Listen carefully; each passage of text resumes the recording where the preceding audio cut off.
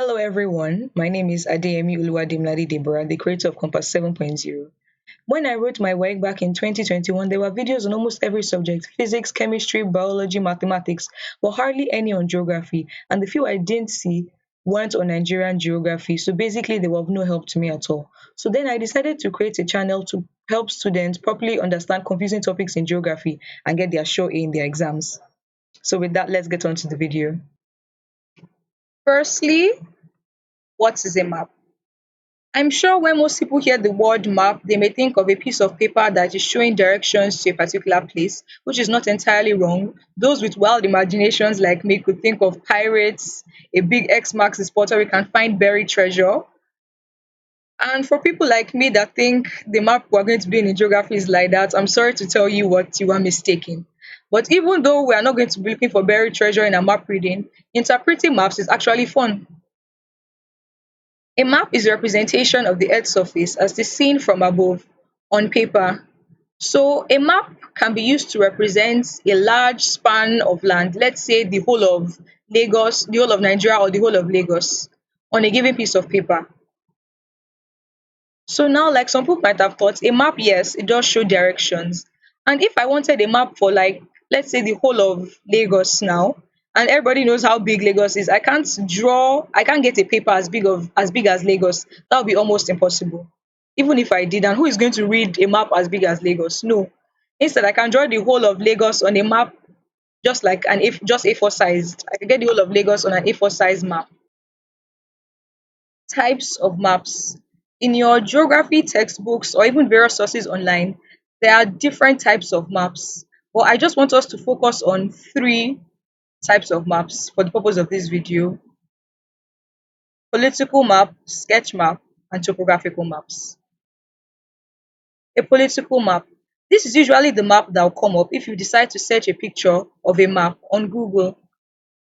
And a political map is simply a map that shows countries, states, and even towns along with their boundaries. Some people may think of this as like a 2D globe, and they won't entirely be wrong. A sketch map.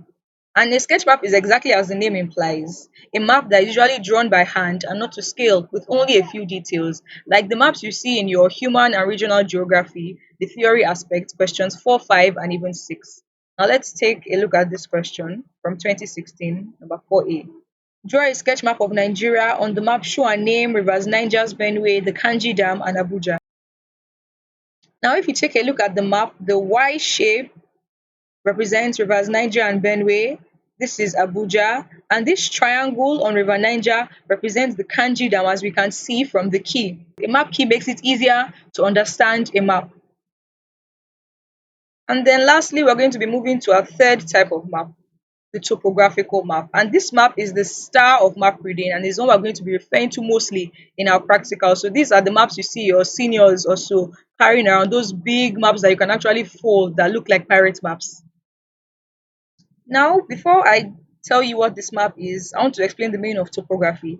A topography is the arrangement of natural and artificial physical features on a map. And I say natural and artificial in the sense that a map, because most of us think of maps as just showing places like mountains, seas, those are natural features. But a map doesn't only show that. A map can also show some artificial features, man made features like towns, churches, mosques, cities, various settlements. The map will even show normal lakes and man-made lakes. So we can't just box in maps as showing just natural features. A topographical map is a detailed representation of natural and artificial features, usually with contour lines, and is also known as a contour map. So if we zoom in on this picture, we can see all these squiggly lines that look as if maybe a child just wrote on it with pencil, but no, each of these lines have meaning. They are called contour lines. And in a whole video, we are going to be discussing contour lines because these lines show various heights on the map. And because these lines cover the map completely, a topographical map can also be known as a contour map.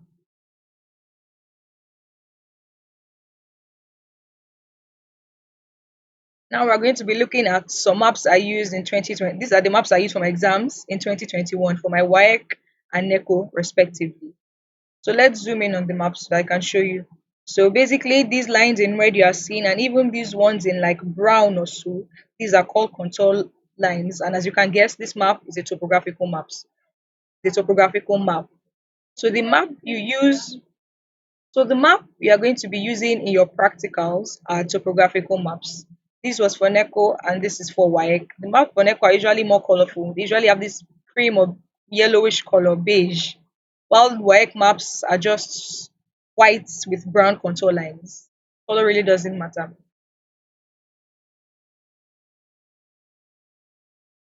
Map reading. This is the ability to recognize conventional signs on a map and to be able to interpret them.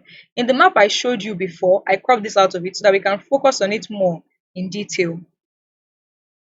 So at the bottom of every map you are given in geography, both the small one you see in your objective and the big map you are given in your practicals, there always be a sort of key at the bottom. This was the key I spoke about in sketch maps. It's more detailed in some and a bit more complex in the others. Like you can't compare this key to the one I showed you in when defining sketch maps.